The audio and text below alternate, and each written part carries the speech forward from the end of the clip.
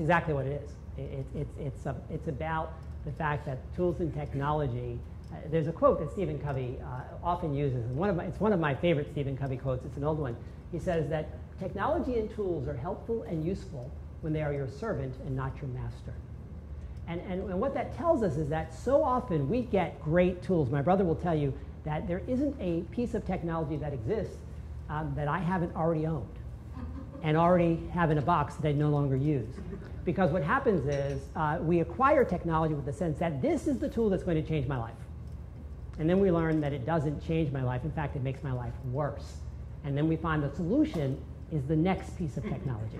And so we buy the next piece of technology with the same expectations, and it fails us yet again. So it's how do you incorporate technology so you can rule it rather than having it rule you, and change the entire dynamic of the way we interact with technology. And that's really what we're going to be talking about. Jenny? I'm Jenny. I am a wife, a mom, and I'm on staff here.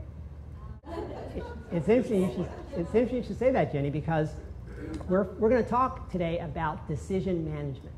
And what we're learning now is that the value of good decisions has increased incrementally. And in fact, we know this. Bad decisions, just look at the economy in the past couple of years. Bad decisions have a devastating impact, not just on the economy, but on individuals. And so we think decision making is the key. And in this fast-paced world, is anyone feeling like you got to make a lot of decisions, you have to make them really quickly?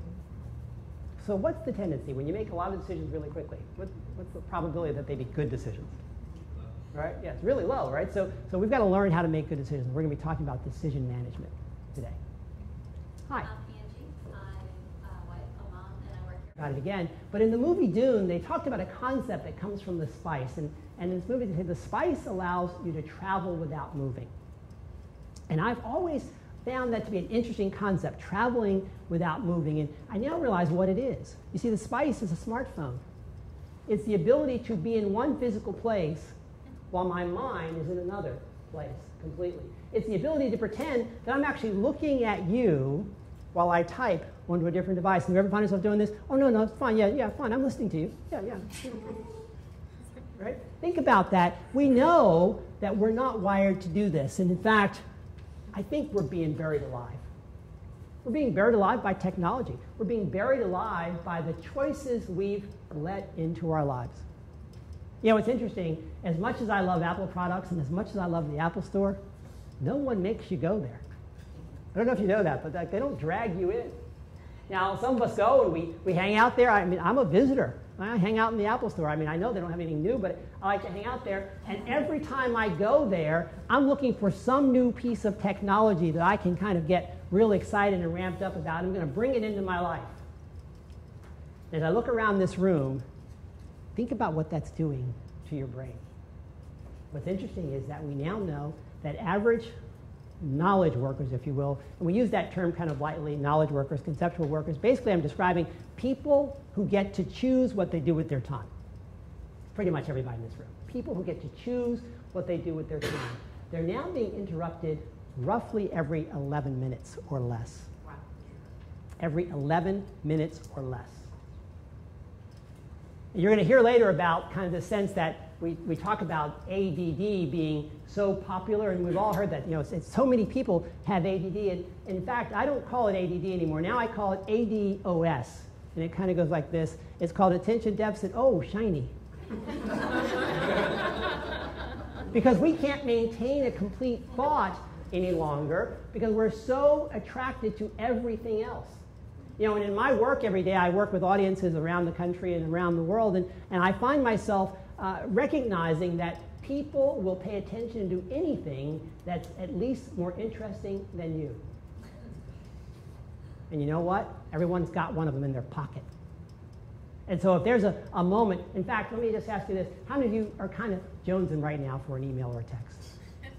All right, yeah. I haven't had one in a while. Maybe I can just get one. Let me take a peek. And it's interesting because what we do is we kind of have these various actions and activities that we do ourselves. You know, often, have you ever been in a meeting where you kind of just try to slide it out? You know, maybe no one's going to see it. You know, while you do it? Sure. And then you forgot to turn the clicker off on your iPhone, and so you're clicking away and don't know that everybody else can hear you tapping. And so we find that this is happening over and over again. I want to share some statistics with you. And I found this fascinating when I first read it. So we now know that knowledge workers are getting something around 100 emails a day. About 100. That includes what you send and what you receive. About 100.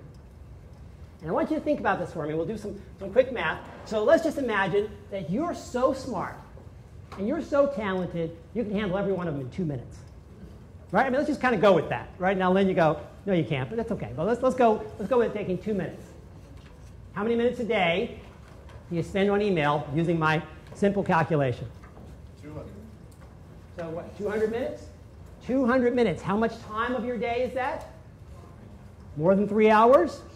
Now, we know it doesn't take 2 minutes. Is that correct? Now, that's problem number one. 3 hours consumed just interacting with email. Now, let's talk about another reality. Every time you experience an electronic interruption of any kind, that's a ring, that's a ding, that's a beep, that's playing your favorite music, that's a vibration. In fact, would you just raise your hand if you've ever experienced a phenomenon that I sometimes refer to as phantom vibration?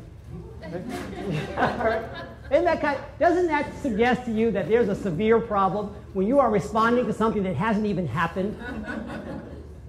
And so now every time you experience that, it costs you between 2 and 6 minutes of productivity. Let me explain that for you. It takes between 2 and 6 minutes before you go back at the highest levels to what you were doing prior to experiencing the interruption. You understand what I'm saying? So you just saw a flashing light. You did not respond to it or even look at the device. You will spend at least the next 2 minutes trying to figure out whether you should deal with it or not, and what were you doing before. In fact, while I'm not going to suggest anyone here has ever done this, have you ever looked across the car and seen that flashing and feel a great need to just at least peek? Right? Or here's a better one.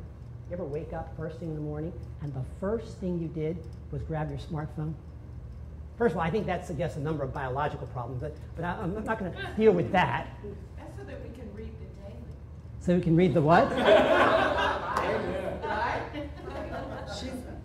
You know, maybe you're reading good things in the morning, but when I grab my iPhone first thing in the morning, I'm not reading good news. I'm reading the email that suggests there was some problem overnight. And so what that says is before I've got both feet firmly planted on the floor, I have already had my day ruined. And imagine what that's doing to your attitude as you try to move through the day, knowing the numbers of problems you're about to face. And so in order to be productive, we have to not be buried alive. And so I want to share with you a video that kind of helps us to kind of make sense out of this idea. What does it really mean to be buried alive? And I want to see if this resonates with any of your experiences that you've ever had. Let's take a look.